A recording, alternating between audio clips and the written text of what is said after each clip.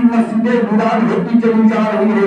آپ واجب نصیحت سنتے ہیں, آپ کو عمل نہیں ہو پاتا ہے. وجہ کیا ہے کہ ایمان آپ کا کمزور ہوتا چلا جا رہا ہے. دل سیاہ ہو گیا ہے. کیا گناہوں سے سیاہ ہو گیا ہے. جھوٹ نے آپ کے دل کو سیاہ کر دیا, غیبت نے آپ کے دل کو سیاہ کر دیا, چغلی نے آپ کے دل کو سیاہ کر دیا, بےایمانی نے آپ کے دل کو سیاہ کر دیا ہے, چمکاری نے آپ کے دل کو سیاہ کر دیا ہے, جوا بازی نے آپ کے دل کو سیاہ کر دیا ہے. جو برائی پر برائی آپ کرتے رہے تو آپ کا دل سیاہیوں سے گھر گیا ہے. اب اللہ و رسول کی بات بتائی جاتی ہے, اب قرآن کی بات بتائی جاتی ہے, اب شریعت کی بات بتائی جاتی ہے. آپ کا دل تو برائیوں سے گھرا ہوا ہے. عزیزان ملت اسلامیہ, پھر اثر کہاں بات ہوگی؟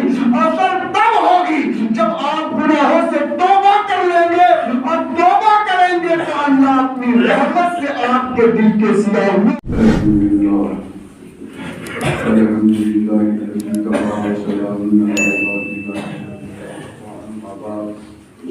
أعوذ بالله من الشيطان الرجيم. بسم الله الرحمن الرحيم. إن الدين عند الله الإسلام. صدق الله مولانا العلي العظيم وبلغنا رسوله النبي الكريم ونحن على ذلك من الشاهدين والشاكرين والحمد لله رب العالمين. برادران ملت اسلامیہ, آئیے سب سے پہلے ہمارا آقائی نامدار مدینے کے تاجدار, دونوں جہان کے مالک و مختار نبی کی گمگسار سید الانبیاء طٰہٰ و یاسین رحمت للعالمین, شفیع المذنبین سراج الصادقین احمدی مصطفیٰ محمد مصطفیٰ صلی اللہ علیہ وسلم بارگاہ میں درود و سلام کا تحفہ پیش کرنے پڑی. اللہم صلی علی سیدنا شفیعنا حبیبنا نبینا مولانا مولانا محمد وآلہ وسلم علیک یا رسول اللہ صلی اللہ تعالی علیہ وسلم. برادران ملت اسلامیہ, معمول کے مطابق میں نے خطبہ مسنونہ کے بعد قرآن کریم کی ایک مشہور و معروف آیت کریمہ کی تلاوت کرنے کا شرف حاصل کیا ہے. اللہ رب العزت قرآن مقدس میں ارشاد فرماتا ہے, ان الدین عند اللہ الاسلام, کہ بے شک اللہ کے نزدیک سب سے پسندیدہ مذہب اسلام ہے. اسی آیت مقدسہ کو میں نے اپنے خطاب کا عنوان بنایا ہے کہ ہم مذہب اسلام کے ماننے والے ہیں اور کلمہ طیبہ لا الہ الا اللہ محمد رسول اللہ صلی اللہ علیہ وسلم پڑھ کر ایمان کی دولت سے سرفراز ہوئے. یہ ہمارے اور آپ کے لیے خوش نصیبی ہے کہ ہم مذہب اسلام کے پیروکار ہیں, اس کے ماننے والے ہیں, مذہب اسلام کے شہزادے ہیں, پیارے مصطفیٰ صلی اللہ تعالی علیہ وسلم کے امتی ہیں. اب ہمیں زندگی بھی گزارنی ہے تو مذہب اسلام کے قانون کے مطابق, شریعت مطہرہ کے مطابق اپنی زندگی کو گزارنی ہے. اس لیے اللہ رب العزت ہمیں ایمان کی دولت سے سرفراز کیا, اور اس دنیا میں اگر ہمیں اور آپ کو بھیجا ہے تو صرف عبادت کے لیے بھیجا ہے. عزیزان ملت اسلامیہ, لیکن آج یہ دور پرفتن میں ہم مسلمانوں کا حال کیا ہے؟ ہر آدمی پریشان نظر آ رہا ہے, ہر آدمی پریشانیوں میں مبتلا ہے, لیکن کیوں پریشان ہے اس پر غور و فکر نہیں کرتا ہے. آخر وجہ کیا ہے کہ آپ ایمان والے ہو اور بے چین ہو, پریشان ہو, آپ کے دلوں میں اطمینان نہیں ہے, آپ کو سکون حاصل نہیں ہو پا رہا ہے. اس کی وجہ کیا ہے؟ آج جگہ جگہ لوگ پریشان بھی ہو رہے ہیں. آپ یہ بھی سنتے ہیں کہ آئے ہی کہیں نہ کہیں مسلمانوں کو نشانہ بنایا جا رہا ہے. خوف زدہ یہ قوم ہے اور ہر قوم اسی قوم کے پیچھے پڑی ہوئی ہے کہ کس طرح سے اسے تباہ و برباد کیا جائے. لیکن کیا وجہ ہے اس کی کہ آج ہم اور آپ پریشان ہیں. ہم ایمان والے ہیں، اللہ و رسول کے ماننے والے ہیں، قرآن کی تلاوت کرنے والے ہیں، مسجدوں کی زینت ہے، پھر بھی ہم پریشان ہیں. تو اب ہمیں غور و فکر کرنی ہے کہ واقعی ہم اللہ کی عبادت میں مشغول ہیں کہ نہیں ہیں. ہم اللہ کی رضا کے لیے عبادت کر رہے ہیں کہ نہیں کر رہے ہیں. آخر پریشانی کی وجہ کیا ہے؟ اللہ نے ایمان والوں کو بڑا شان والا بنایا ہے، بڑی عظمت والا بنایا ہے، بڑی عزت و بلندی والا بنایا ہے. ہر قوم سے یہ قوم اعلیٰ ہے، پھر بھی پریشان ہے. تو یہ پریشانی کی وجہ ہے کہ ہم اپنے فطرت سے پریشان ہوئے ہیں کہ آج ہم گناہوں کے دلدل میں پھنستے چلے جا رہے ہیں. واعظ و نصیحت سننے کے بعد بھی ہمیں کوئی عمل نہیں ہو پاتا ہے. دل ہمارا اتنا سیاہ ہو جاتا ہے کہ کوئی بھی بات سنتے ہیں اس پر عمل پیرا نہیں ہو پاتا ہے. ہم عمل کرنے کی کوشش ہی نہیں کرتے ہیں. ہم یہ سمجھ بیٹھے ہیں کہ عالموں کے کام ہے بولنا اور میرا کام ہے سننا اور سن کر اسے ختم کر دینا. صرف سنتے رہو گے اور ختم کرتے رہو گے تو ختم ہوتے چلے جاؤ گے. اگر عمل کرو گے تبھی عملی میدان میں اگر اتر گیا تو تم کامیاب ہوتے چلے جاؤ گے. عزیزان ملت اسلامیہ، اس لیے عمل کی ضرورت ہے. آپ نے بہت دنیا کے عیش و عشرت میں زندگی گزارنے کی کوشش کی اور دنیاوی لہو میں آپ گرک رہے. آپ ایمان والے ہو، خوش نصیبی ہے. آپ کوئی بھی کام اللہ کی رضا کے لیے کرے. آپ مذہب اسلام کے ماننے والے ہیں، آپ لوارث نہیں ہیں، آپ وارث والے ہیں. آپ نے دامن مصطفیٰ پکڑا ہے، آپ رسول اللہ کے امتی ہیں. آپ کو کسی دنیا دار کے پیروکاری نہیں کرنی ہے بلکہ احمد مختار کی پیروی کرنی ہے. کہ ہمارے رسول اللہ صلی اللہ علیہ وسلم نے ہمیں زندگی جو جینے کا ڈھنگ بتایا ہے اس مطابق ہم زندگی گزارے اور اپنی زندگی کو کامیاب کرے. ورنہ یہی ہوتا رہے گا کہ ہر ہفتے یا ہر دن ہر مہینے میں ایک خبر آپ کو ملے گی کہ فلاں جگہ فلاں مسلمان فلاں کا شکار ہو گیا ہے. اب تو ہماری عبادت گاہوں میں لوگوں کی نگاہیں ہیں. ملک ہندوستان کا ماحول اتنا برا ہو چکا ہے، حکومت کی نظریہ اتنا خراب ہو چکی ہے کہ اب ہر جگہ مسلمانوں کی جو عبادت گاہیں ہیں اس پر نشانہ لگایا جا رہا ہے اور اللہ والوں کی جو درگاہ ہے اسے بھی ٹارگٹ کرنے کی کوشش کی جا رہی ہے. اس کی وجہ کیا ہے؟ یہ سب چیزوں کا ذمہ دار ہمارا آپ ہے. ہم کسی اور پر انگلیاں کیوں اٹھا لیں؟ ہم نے مسجدوں کو ویران کیا ہے، ہم عبادتوں کو چھوڑ بیٹھے ہیں. ہمارے دلوں میں خوف خدا نہیں ہے، محبت رسول نہیں ہے.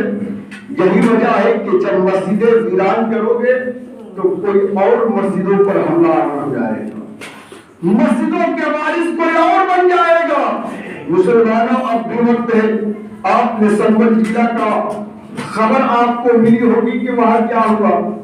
5 مسلمان نوجوان شہید ہو گئے اپنی مسجد کی حفاظت کے لیے. عزیزان ملت اسلامیہ، لیکن اس پر حکومت کی کوئی ایکشن نہیں ہے. آخر اس کی وجہ کیا ہے کہ آج ہماری عبادت گاہوں کو چھیننے کی کوشش کیوں کی جا رہی ہے؟ ہمیں اس بات پر غور و فکر کرنی ہے. اگر ہفتے میں ایک دن ہم صرف نماز جمعہ کے لیے آئیں گے، باقی ہفتہ بھر ہماری مسجدیں ویران رہے گی تو کیا حال ہوگا؟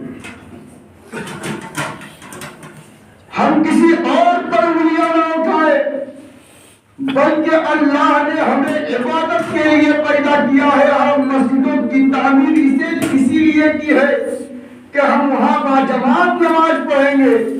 تو آپ فجر کے وقت گھر میں رہتے ہو، جوہر کے وقت دکان میں رہتے ہو، اثر کے وقت کسی کام میں رہتے ہو، مغرب میں گفتگو میں مشغول رہتے ہو، پیسہ چھوڑ کر کھاتے پیتے اور سو جاتے ہو۔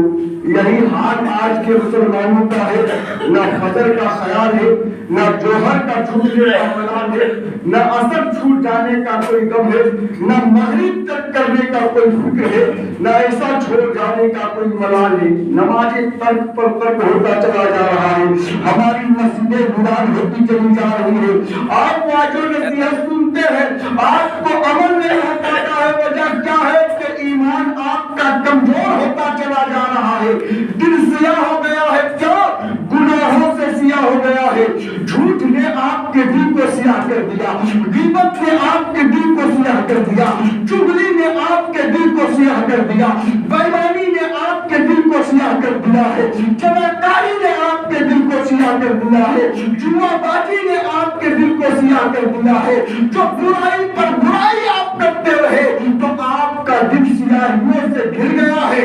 اب اللہ و رسول کی بات بتائی جاتی ہے، اب قرآن کی بات بتائی جاتی ہے، اب شریعت کی بات بتائی جاتی ہے، آپ کا دل تو برائیوں سے گھرا ہوا ہے۔ عزیزان ملت اسلامیہ، پھر اثر کہاں بات ہوگی؟ اثر تب ہوگی جب آپ گناہوں سے توبہ کر لیں گے، اور توبہ کریں گے تو اللہ اپنی رحمت سے آپ کے دل کے سیاہیوں کو مٹا دے گا۔ لیکن آج گناہ کرنے کے بعد بھی تو پتا ہو کہ میں گناہ کیا ہوں۔ وہ صحابہ تھے جو اگر بند کمرے میں بھی، کالی کوٹری میں بھی، اندھیری رات میں بھی اگر کوئی گناہ اس سے سرزد ہو گئی تو وہ رسول اللہ صلی اللہ تعالیٰ علیہ وسلم کے بارگاہ میں حاضر ہوتے تھے، یا رسول اللہ مجھ سے بڑا گناہ ہو گیا ہے، غلطی ہو گئی ہے۔ عزیزان ملت اسلامیہ، وہ دنیا میں رہ کر ہی اپنی زندگی میں ہی اپنے گناہوں کی معافی مانگ لیتے تھے، اس سے توبہ کر لیتے تھے تاکہ مرنے کے بعد وہ عذاب قبر میں نہیں ہو، میدان حشر میں نہیں دیا جائے، جہنم میں اسے نہیں ڈالا جائے۔ اسی لیے وہ جیتے جی اپنے گناہوں سے توبہ کر لیا کرتے تھے۔ لیکن آج کے مسلمانوں کا حال کیا ہے؟ شرابی دیکھو تو مسلمانوں کے محلے میں، جواری دیکھو تو مسلمانوں کے محلے میں، اور جناکار دیکھو تو مسلمانوں کے محلے میں ہے، چغل خوری دیکھو تو مسلمانوں کے محلے میں ہے، اور نا اتفاقی اتنا بڑھا ہوا ہے مسلمانوں میں، اس کا تو کچھ کہنا ہی نہیں ہے۔ عداوت و بغاوت کا اگر کوئی حال کوئی کھڑا کیا ہے تو آج مسلمانوں کے معاشرے میں ہے۔ عزیزان ملت اسلامیہ، لیکن یہ شراب نے آپ کے نسلوں کو، آپ کی اولادوں کو بگاڑ رکھی ہے۔ اگر آپ شراب پی بھی لیے ہیں، آپ توبہ کب کرو گے؟ مرنے کے بعد کوئی توبہ کرتا ہے؟ ارے جیتے جی توبہ کر لو تاکہ زندگی میں انقلاب پیدا ہو جائے۔ آپ نے اللہ کے ولی کا نام سنا ہوگا جس کا نام حضرت بشر حافظ رحمۃ اللہ علیہ، بہت بڑا شرابی تھا، اور اس کا شراب کا کارخانہ بھی تھا اور شراب کا کاروبار بھی تھا۔ ہمارا وقت شراب میں ڈوبا رہتا تھا، شراب میں گرک رہتا تھا، کارخانہ بھی تھا، تجارت بھی شراب کا تھا۔ نہ شراب پینا شریعت میں جائز ہے، نہ شراب کی تجارت شریعت میں جائز ہے، لیکن بشر حافظ کا معاملہ کیا تھا؟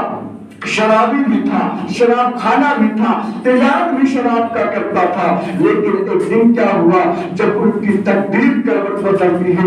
عزیزان ملت اسلامیہ، جب کارخانہ سے حضرت بشر حافظ نکلتا ہے شراب پی کر، نشے کے عالم میں چلتا چلا جا رہا ہے، دیکھتا کیا ہے کہ بسم اللہ الرحمن الرحیم، اللہ کا نام پاک، اللہ کے اسم مبارک زمین میں گرا ہوا ہے، وہ کاغذ کا ٹکڑا زمین پہ گرا ہوا ہے۔ حضرت بشر حافظ کی نظر اس کاغذ کے ٹکڑے پر پڑا، دیکھا کہ اس پہ اللہ کا نام لکھا ہے، رحیم کا نام لکھا ہے، کریم کا نام لکھا ہے، میرے مالک کا نام لکھا ہے۔ عزیزان ملت اسلامیہ، وہ بسم اللہ شریف کے ٹکڑے کو حضرت بشر حافظ اٹھاتے ہیں اور اٹھا کر اسے اپنا گھر لے جاتے ہیں اور اسے صاف کرتا ہے، اس پہ خوشبو لگاتا ہے، اونچے مقام پہ رکھ دیتا ہے، اور پھر کہتا ہے کہ میں تو شرابی ہوں، میں شرابی ہوں، شراب کا کاروبار ہے، لیکن میرے لیے نوکر چاکر ہے، بہت انتظام ہے، اور یہ اللہ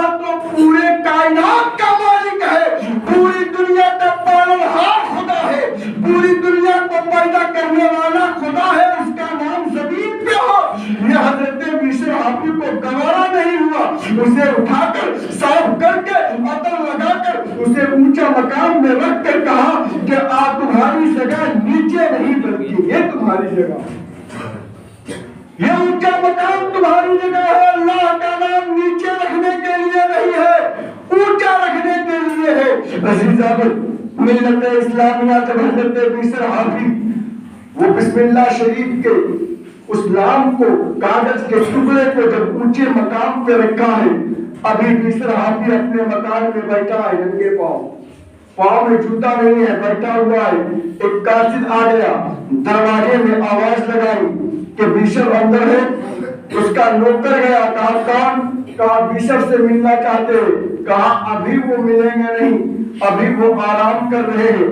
آنے والے قاصد نے کہا کہ بشر سے کہنا کہ اللہ کا قاصد آیا ہے اور اللہ کا سلام لے کر آیا ہے، اللہ کا سلام لے کر آیا ہے۔ جیسے ہی نوکر نے کہا کہ اللہ آنے والا اللہ کا قاصد ہے اور اللہ کا سلام لے کے آیا ہے، اتنا سننا تھا کہ بشر حافی کے پاؤں میں جوتے نہیں تھے، ننگے پاؤں دوڑ گیا اور کہا کہ اللہ کا سلام آیا ہے۔ آنے والا کوئی اور نہیں تھا بلکہ اسی علاقے کے اللہ کے ولی تھے جو بشر کا پیغام لے کے آیا تھا۔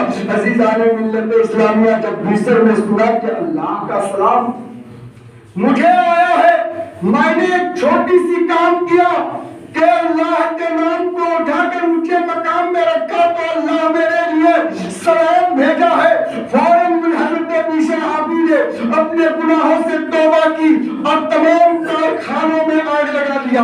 عزیزان ملت اسلامیہ آپ فقط شراب کی بوتل نہیں چھوڑ پا رہے ہو، آپ شراب پینا نہیں چھوڑ پا رہے ہو۔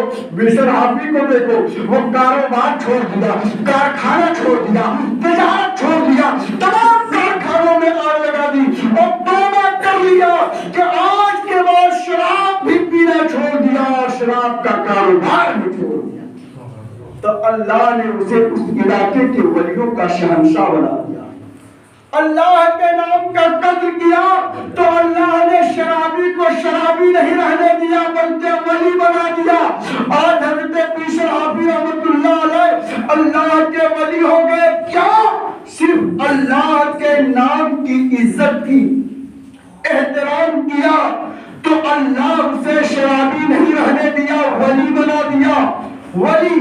اور حضرت بشر حافی کا معمول ہو گیا کہ اب ننگے پاؤں گھومنے لگے، پاؤں پھر زندگی میں جوتے میں اپنے پاؤں میں پھر کبھی جوتا نہیں ڈالا، چپل نہیں پہنا، ننگے پاؤں گھومتے رہے۔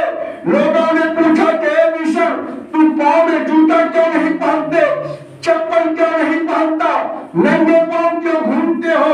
عزیزان ملت اسلامیہ حضرت بشر حافی نے کہا کہ اے لوگوں سنو، جب اللہ کا سلام آیا تھا تو میں ننگے پاؤں تھا، مجھے سمجھ میں آ گیا کہ ہو سکتا ہے کہ اللہ کو مجھے یہی ادا پسند ہے، اسی لیے میں نے جوتا پہننا چھوڑ دیا۔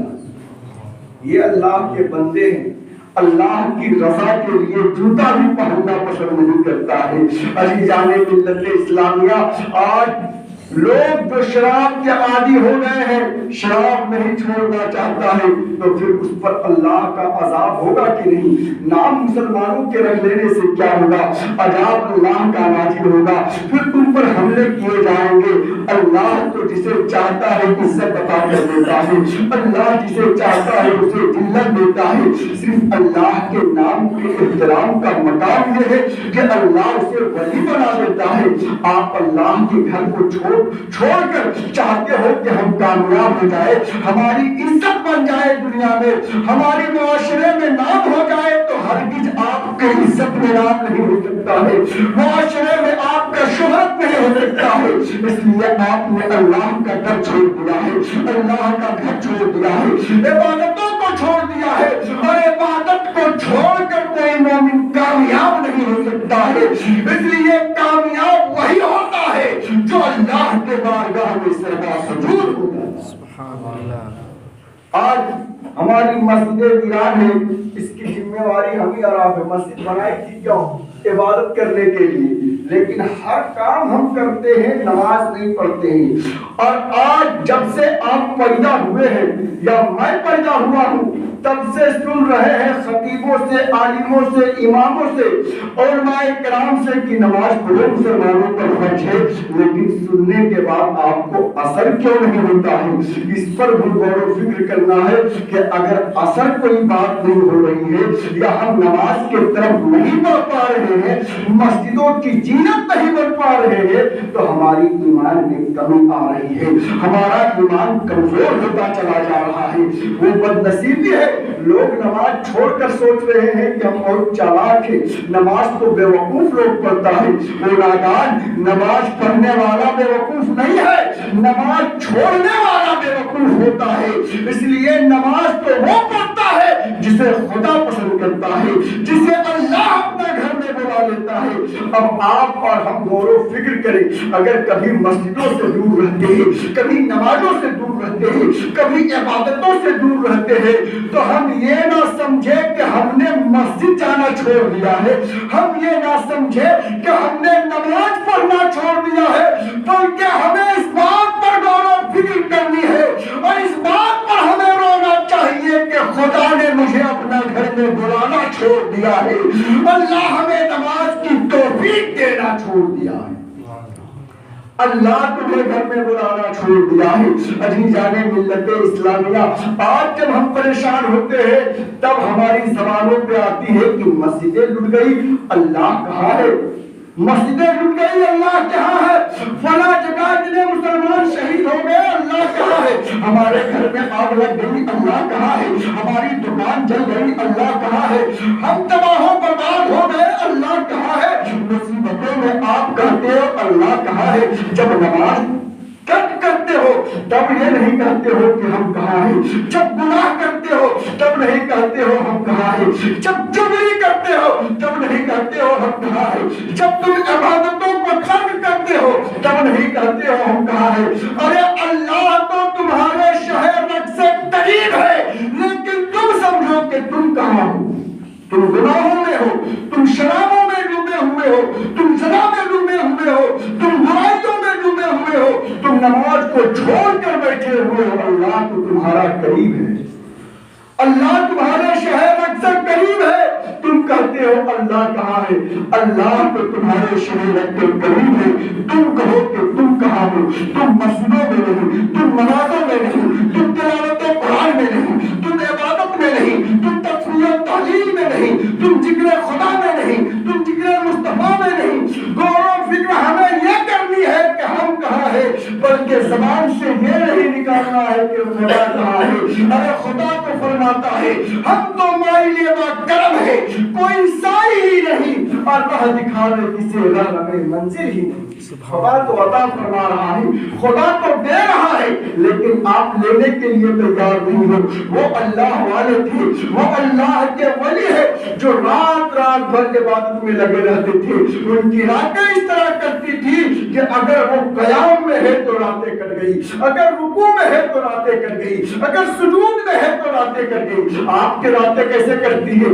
आपकी रातें बुराई में, आपकी रातें फिल्म देखने में, आपके रातें नाच गाने देखने में करती है, तो तुम सुबह होकर तबाह बर्बाद होगा कि नहीं? वो अल्लाह वाले थे जिनकी रातें इबादतों में करती थी, जिनकी रातें क़याम और रुकू में करती थी, जिनकी रातें सजदे में करती थी। अज़ीज़ाने मिल्लत इस्लामिया, आज भी वक्त है कि गुनाहों से तौबा कर लो, और यही कामयाबी की दलील है कि हर मुसलमान अगर तौबा कर लेता है और सिद्के दिल से तौबा करके निदामत के आंसू बहाता है, तो एक आंसू का कतरा काफी है उनकी गुनाहों को धोने के लिए। फिर अल्लाह की रहमत जोश में आएगा, आपके समाज में इंकलाब पैदा हो जाएगा।